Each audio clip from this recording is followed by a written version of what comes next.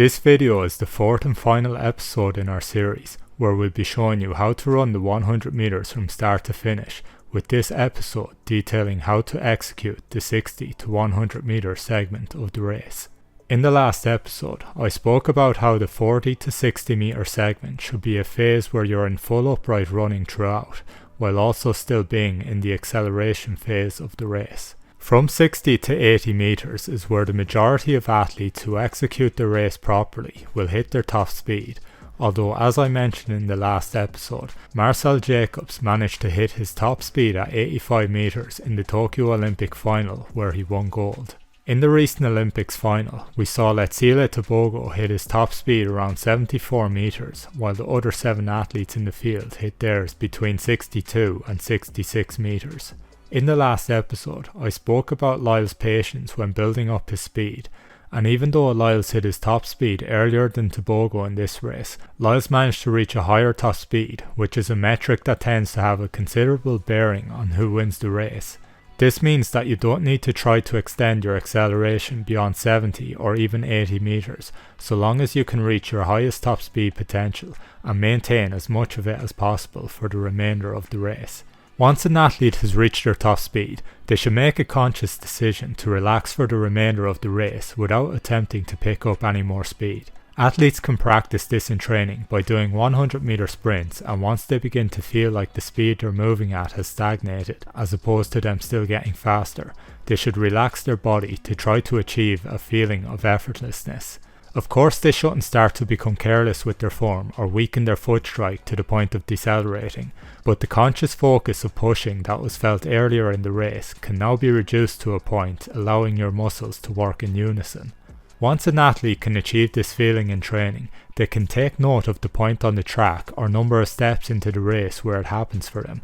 and this will give them a good indication of how far into the race they're likely to enter their relaxation or speed maintenance phase. This then allows for them to build a consistent race pattern. Tom Tellez, the coach of Carl Lewis, says that reaction and block clearance accounts for the first 6% of the race, with the acceleration phase being roughly 64% of the race. This accounts for 69% of the race, or 69 meters, with the next 18 meters being the speed maintenance phase and the final 13 meters being the deceleration phase, where speed will be lost regardless of how optimal your technique is.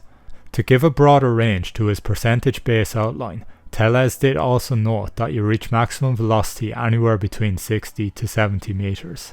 Tellez was a big advocate for implementing relaxation upon reaching top speed, since at that point you can't go any faster, meaning that the more you work in cooperation with your body and muscles through relaxation rather than against, the more speed you can maintain.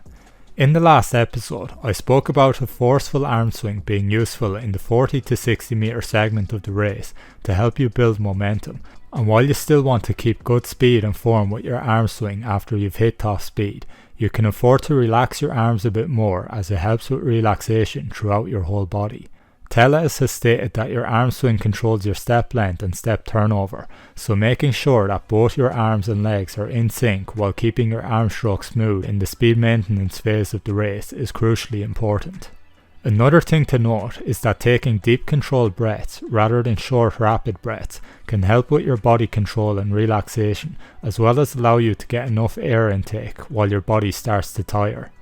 Justin Gatlin has made the point that when you see still shots from races of top elite sprinters, they often look very calm as opposed to looking like they're panting or struggling to take in air. Once you have learned the art of relaxation and implemented it in your races, you'll most likely be in the relaxed speed maintenance phase once you reach the 80 meter mark if you've executed your race correctly. From this point we can discuss the final 20 meters of the race, which is the 80 to 100 meter segment. Somewhere between 80 to 100 meters is where we can assume deceleration will take place, even if you've executed every phase of your race as well as you possibly can. In Usain Bolt's 9.58 world record run, which could be considered the closest race to perfection the world has seen, his split time from 70 to 80 meters was 0.82, while his split from 80 to 90 meters was 0.83, showing slight deceleration. His split from 90 to 100 meters was also 0.83 seconds. In Asafa Powell's personal best race of 9.72,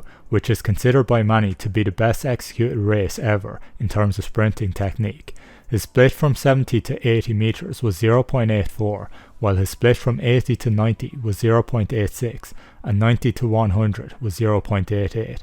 This shows that for an athlete who's less known for their finishing prowess, the deceleration in the final 20 meters can be more significant.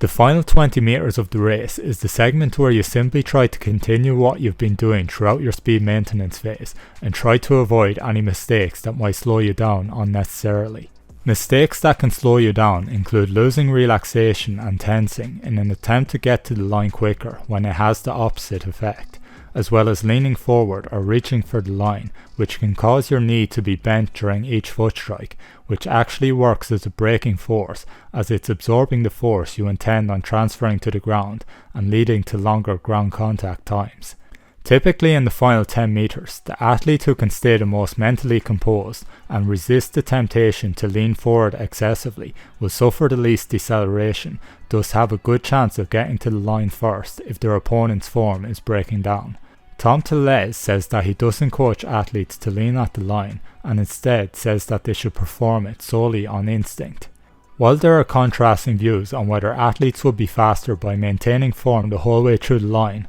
or trying to outlean their opponent, an athlete should avoid leaning when they're 5 or more meters out from the line, as an early lean like this will just slow them down. Bo's coach Glenn Mills was said to be unhappy with Bo's lean in the 2012 Olympic final, as he clearly had the race won and his early lean only served to cost him time from what could have been a faster race. In terms of just maintaining general sprint form, which can be lost from tiredness or lack of concentration in the latter stages of the race, something that's advised is for an athlete to keep their hip height high and stay running tall. If you allow your knee height to drop compared to earlier in the race, then you may be trying to increase your stride frequency by reducing the range of motion of your leg cycle, but this won't allow you to go any faster since you're in the speed maintenance phase of the race, so maintaining the same form that got you up to your top speed is always the best option. This video series has now covered all of the important information when it comes to executing a 100-meter sprint from start to finish, so I hope it's been a benefit to your sprinting, and thanks for watching.